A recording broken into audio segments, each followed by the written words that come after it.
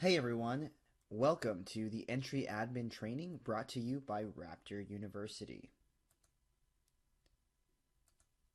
Today we're going to go over Raptor, give you a high-level overview of what Raptor is and what it does. We'll talk about how you will sign visitors in and sign visitors out using Raptor Visitor Management. We'll then talk about the possible sex offender alert that may pop up on your screen. From there, we'll talk about the possible custom alert that may pop up on your screen, and then we'll close with visitor reports. So let's take a look at Raptor. So what is Raptor Visitor Management? Well, Raptor Visitor Management replaces paper and pen visitor sign-in. We will keep an electronic record of all of your visitors. Keep in mind, we do not keep a record of a visitor's driver's license. We'll also screen all visitors. We'll screen to see if they are a possible sex offender, and you can also take advantage of a custom alert, which allows you to screen visitors to a customized reason or designation of your choice. So to sum it all up, Raptor Visitor Management helps you manage people coming in and out of your building. You'll be able to screen those visitors and have access to reports on visitor traffic in and out of your building. Visitor sign in and sign out. There are 3 ways to sign visitors into your district. For all first-time visitors, we must scan their ID. This is for all first-time visitors to your campus. Once we've signed in a visitor, after we've scanned their ID, that visitor will then be converted into what we call an official record. All official records can be quickly found via the Quick Find database, which is the second way to sign visitors in. So for all return visitors who have been converted into an official record, i.e. people whose IDs that we've scanned, the second time they come in, we can simply type their first and or last name in the Quick Find area to pull up their official record and sign them in quickly. And the third and final way to sign somebody in is a manual entry. A manual entry is ideal for a visitor who has an ID that won't fit in the scanner. So once again, there are 3 ways to sign visitors into your district. Now that we've covered them, why don't we go in and take a look at them in action?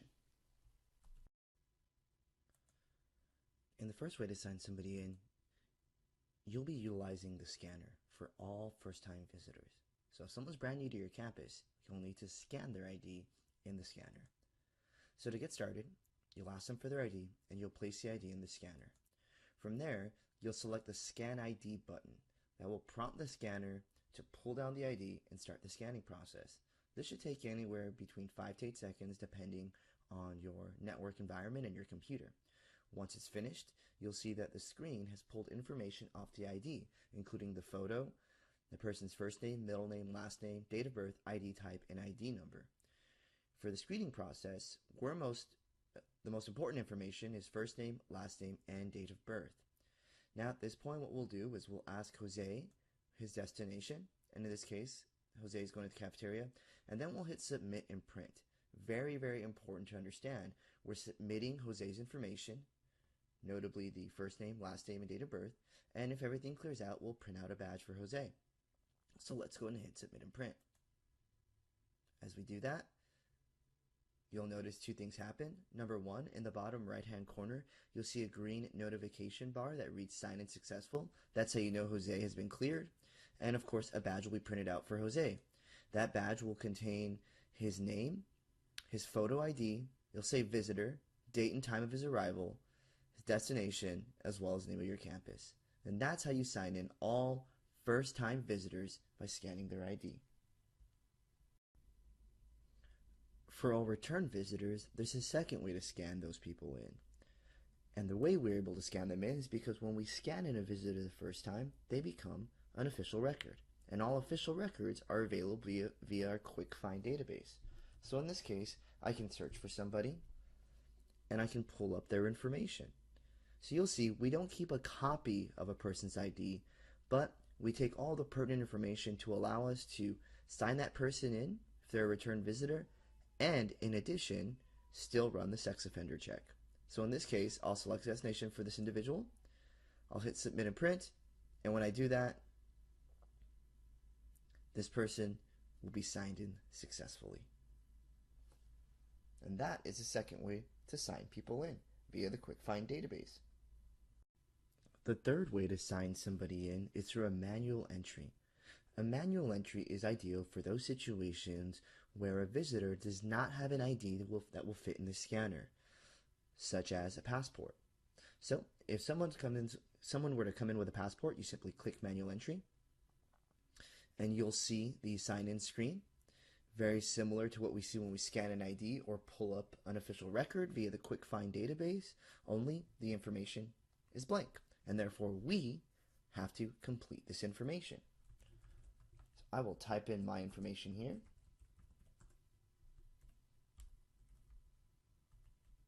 You'll notice that we also are not able to take a picture of this individual. If you have your webcam turned on and the settings are turned on, you can do that as well. You can take a picture of someone. But in this case, we're unable to do so. And therefore, it's really important to remember that manual entries are not converted into an official record, meaning that the next time this person comes into the campus, they're either going to have to scan their ID, meaning they've brought an ID that we can scan now, or we'll have to manually enter them in. They will not be converted into an official record. Okay? Manual entries are not converted into an official record. So at this point, I'll just hit submit and print, and as I do that, you'll see in the bottom right-hand corner, the sign-in is successful. And that's the third way to sign someone in using the manual entry. When signing in a visitor, it is possible that a possible sex offender alert may pop up on your screen. Let's take a look at what that looks like.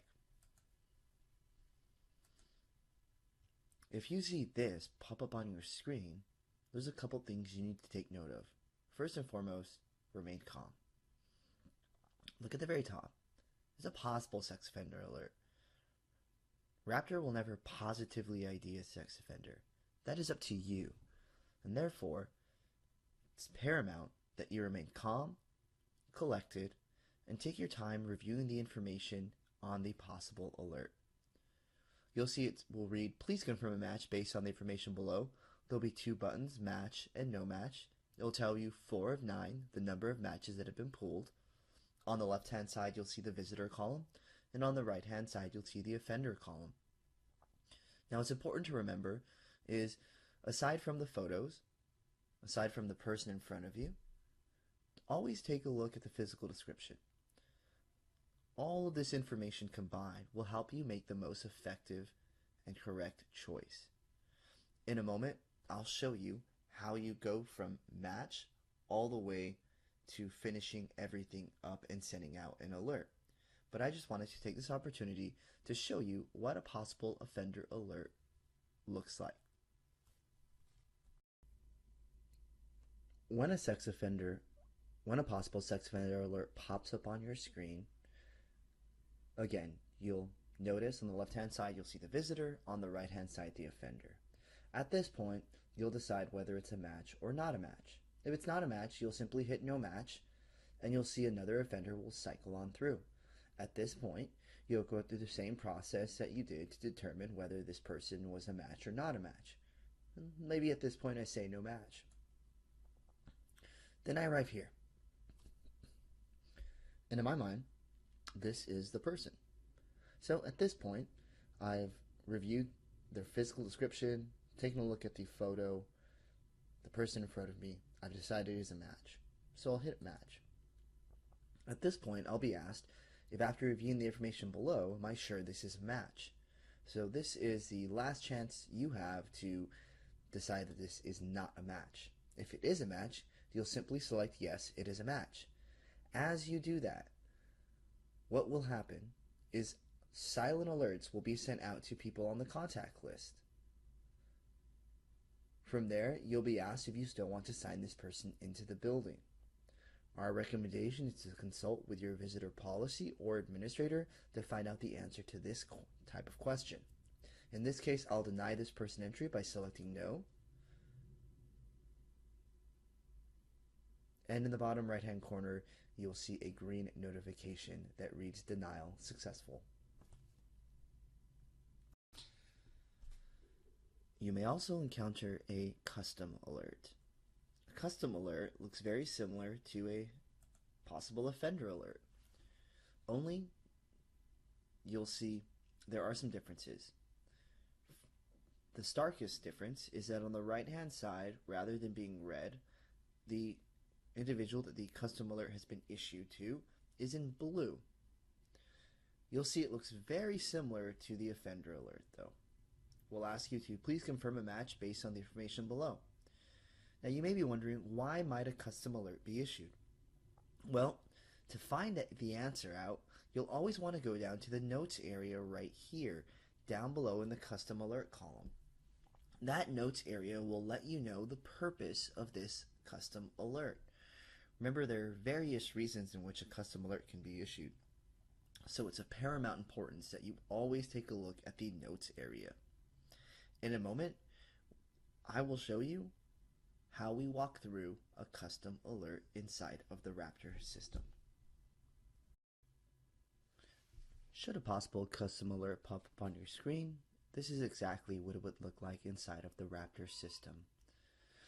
You'll see that we have one-of-one matches. The photos look very similar, so I feel safe in assuming that this is the correct match.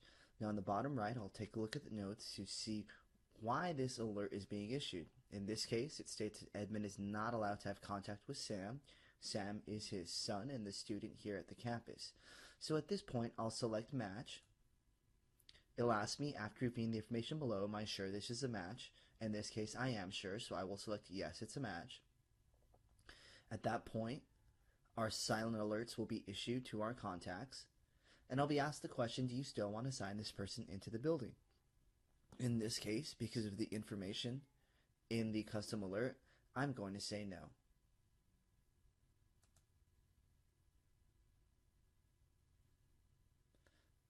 And as you do that, in the bottom right hand corner, you will see the denial has been successful.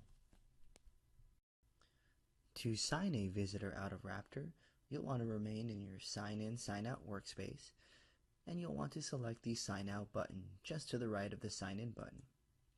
When you do that, you'll see people who are currently signed into your building. You can sign more than one person out at a time if you select the Enable Multi-Sign Out button, which will enable you to select several individuals. You can also sign people out one at a time just by selecting the Sign Out button. So let me demonstrate both. First, let's sign Fabian out. So I select Sign Out, you'll see in the bottom right hand corner it reads Sign Out Successful. If I enable multi-sign out, I would be able to select several people. So if you're checking out a group all at once, this is a great feature for you. You'd simply just select the individuals and then hit sign out. And as you do that, in the bottom right hand corner, you'll see a notification that reads the sign out successful. And that is how you sign people out of your building. Next, we'll take a look at visitor reports. How you can get some insight into who is coming in and out of your building in a very nice and handy report. So to view your reports, you'll navigate to the far left-hand side on the area on your navigation pane, and you'll simply select Reports. As you do that, in the center of your screen, you will see the visitor reports that we have to offer. We have 4 in total. Each report will offer essentially the same data in varied forms, maybe grouped by building, grouped by date, or even destination. The visitor report that we're going to take a look at is the visitor detail report. This report contains visitor sign-in and sign-out details. It includes the visitor photos, the building name, and the total time that person spent on your campus. So to get started, I'll select visitor details. As I do that, I'll then select a date range. In this case, I want to go all the way back to the beginning of the year, up to this point. let's say I want to go actually to the end of the semester of last year, which would be December 20th. And now I'll hit Generate Report. As I do that, you'll see the report will be generated, including photos. Now what's nice about the report is I can filter this report however I'd like. I can move columns around if I need to as well. So we can actually do a lot of formatting for the report. And once we're finished, we have a couple options. We can save the report so that we can come back to it. You'll simply put a report name and a description so we can save the changes you've made. Or what you can do is you can export the report in Excel or PDF via the Excel and PDF icons on the far right hand side. In review, today we covered a Raptor overview. We got a good idea of exactly what Raptor is and the value it brings to your campus. We then learned how we sign visitors in and sign visitors out. From there, we took a look at the possible sex offender alert and walked through the process of confirming a sex offender. We looked at the process of a possible custom alert and walked through that process. And then finally, I showed you where to access visitor reports, how to customize those reports, and export them. So at this point, I just want to thank you for your time today and have a great day. Remember, we're always here for you at Raptor, the gold standard in school safety.